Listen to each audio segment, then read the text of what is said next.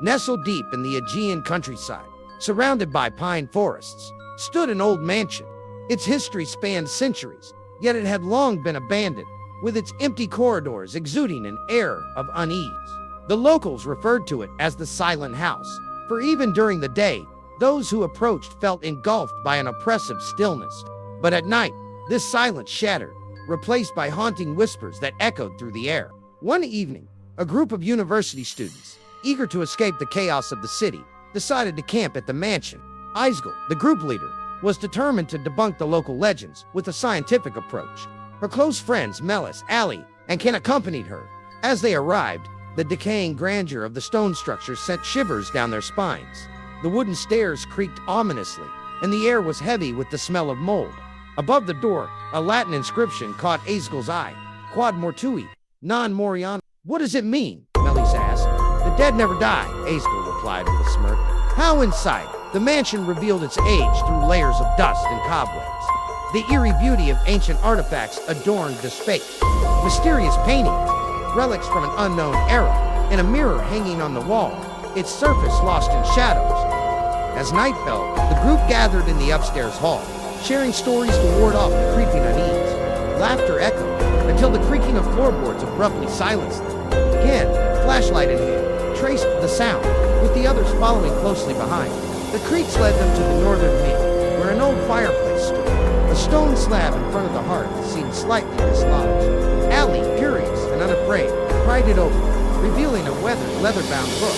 Isgel flipped through its pages, uncovering Latin text, symbols, and cryptic messages. The final entry was particularly chilling. Those who leave the house bring the whispers with them. The whispers claim the body, and the dreams devour the soul. Suddenly, a cold draft swept through the fireplace, carrying with it a ghostly murmur. Leave this place. A paralyzing silence followed. Can broke it, exclaiming, enough of this, we're leaving. But Askel stopped him. It's all in our heads. There's a logical explanation for everything. That night, sleep eluded them. Footsteps echoed down the hallway. Whispers rode the wind, and shadowy figures loomed in the mirror's depths. By morning, they felt as if time itself had twisted and warped. This house is cursed, Melis whispered. If we stay, it will kill us. Iskel, stubborn as ever, clung to her skepticism. Yet she couldn't ignore how the book's words began to make sense, as though something was guiding her through the meanings. The line between reality and illusion blurred. Close to midnight, unable to resist its pull, Asgel returned to the fireplace. The others reluctantly followed. She found a hidden mechanism within the hearth and activated it. The walls trembled, and a blood-curdling scream rose from the depths of the mansion. The house seemed to come alive. The final page of the book opened on its own, glowing with radiant Latin script. The whispers have entered your flesh. A voice reverberated around them. Invisible forces engulfed the room as shadowy figures emerged from the mirror, their forms twisting into grotesque shapes. We have to get out of here. Melis screamed in panic, but the doors slammed shut. The shadows circled them, their whispers growing louder, invading their minds and souls. Isgel muttered to herself, this is an illusion. It can't be real. Yet when one of the shadows touched her, the icy, bone-chilling sensation confirmed otherwise. Ali grabbed the book, intent on throwing it into the fireplace. Maybe destroying this will end it. But the book seemed to have a will of its own, slipping from his hands and falling open. Its luminous text glowed even brighter, like a hymn sung by unseen voices. Asgel focused on the symbols, trying to recall their meaning. If this is a ritual, maybe we can reverse it, she reasoned. But time was running out. The shadows closed in, and each member of the group faced their deepest fears. Melis relived a childhood trauma. Ali and Can confronted haunting mistakes from their pasts, and Asgel grappled with the guilt of her mother's death. The house wielded their fears like weapons. Isgel, listening to the whispers, pieced together the symbols.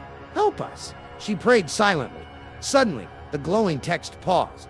This is it, she shouted. We have to act together.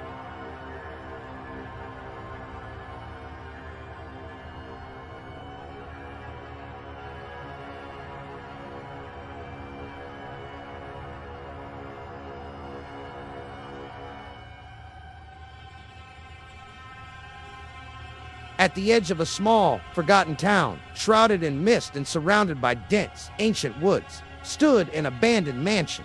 The structure, battered by time and decay, exuded an eerie silence that seemed to press down on anyone who dared approach.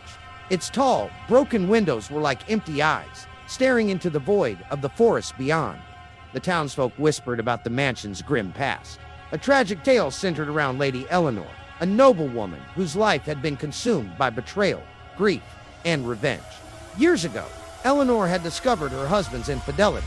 Racked with despair, she retreated into the shadows of her home, never to be seen alive again. But legend said she did not leave this world peacefully. Her death was sudden, mysterious, and fueled by rage. Some claimed she poisoned herself. Others whispered her death was not by her own hand. Regardless of how she passed, one thing was certain. Her restless spirit was said to haunt the mansion, keeping it in a state of eternal unrest. For decades, the house remained untouched, avoided by those who valued their sanity. Stories of strange lights, disembodied voices, and fleeting shadows that moved against the walls kept even the bravest of souls away. But curiosity can be a dangerous thing, and it was precisely this curiosity that drew for teenagers Sarah, Jack, Emma, and Tom to the edge of the forbidden grounds on a cold autumn night. The dare. I'm telling you, this is just an old house. Jack scoffed, holding up his flashlight as the group approached the crumbling gates of the mansion. These stories are just to scare kids, nothing more. Sarah shivered, her hands stuffed deep into the pockets of her jacket. I don't know, Jack. Every legend starts somewhere. What if there's truth to it? Emma glanced nervously at the house. We shouldn't be here. People disappear in places like this. Haven't you ever seen a horror movie? Tom grinned, trying to mask his own unease.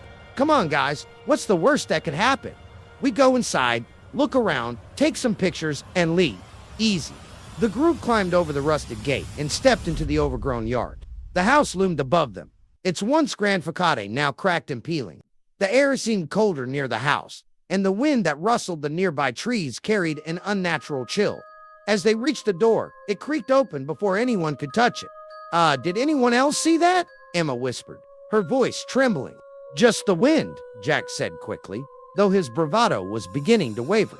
The group entered cautiously, their footsteps echoing through the cavernous space. The inside of the mansion was even more unsettling than the outside. Cobwebs hung from every corner, and the floorboards groaned under their weight. The air was thick, heavy, and carried the faint, acrid smell of something burned long ago. The first encounter, they explored the first floor, finding little more than dust-covered furniture and faded portraits. The paintings seemed to watch them, the eyes of the figures following their every move. As they entered a grand hall, they noticed a shattered mirror at the far end of the room. Its surface was jagged and uneven, yet when Sarah stepped closer, she froze.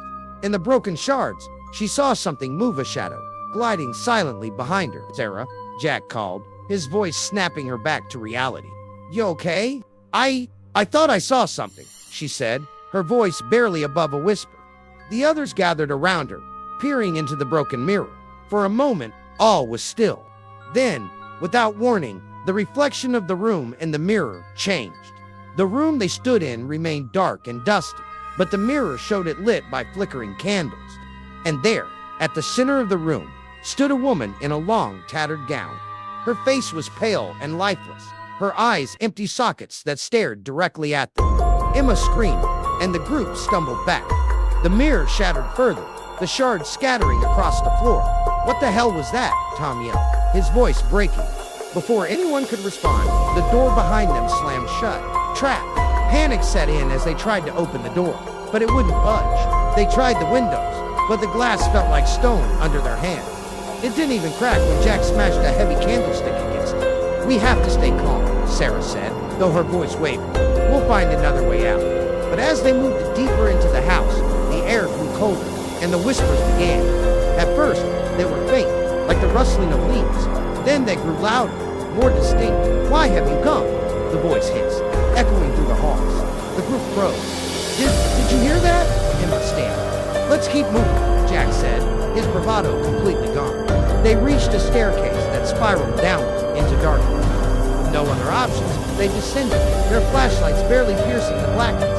The basement was vast and filled with strange objects, rusted tools, rotting furniture, and something that looked like an altar. It was there that they saw her again. The ghostly figure of Lady Eleanor emerged from the shadows, her gown billowing as if caught in an invisible wind. Her face was ashen, her mouth stretched into a chilling smile. "You shouldn't have come here," she said, her voice a guttural whisper that echoed as if a dozen voices spoke at once. The group backed away, but the air around them thickened. They couldn't breathe, couldn't move. Shadows began to crawl along the walls, forming twisted shapes that reached out for them. No escape. Tom tried to grab Sarah's hand, but she was ripped away by an unseen force, vanishing into the darkness. Her screams echoed briefly before falling silent. Jack and Emma turned to run, but the shadows closed in around them. Jack fell to the ground, his flashlight spinning away, its beam revealing Eleanor's face inches from his own. Her eyes locked onto his, and he felt his mind unraveling, his thoughts dissolving into chaos. Emma, the last to remain standing, ran blindly through the house, her sobs the only sound in the oppressive silence. She stumbled back into the grand hall, only to find herself staring into the broken mirror again. This time, her reflection wasn't alone. Lady Eleanor stood behind her, her bony hands reaching out. "Stay," Eleanor whispered, her voice cold and final. The last thing Emma saw was the ghostly hand closing around her neck. Aftermath. When the sun rose, the mansion was silent once more. The townsfolk noticed the teenager's absence, but no one dared venture to the mansion to look for them.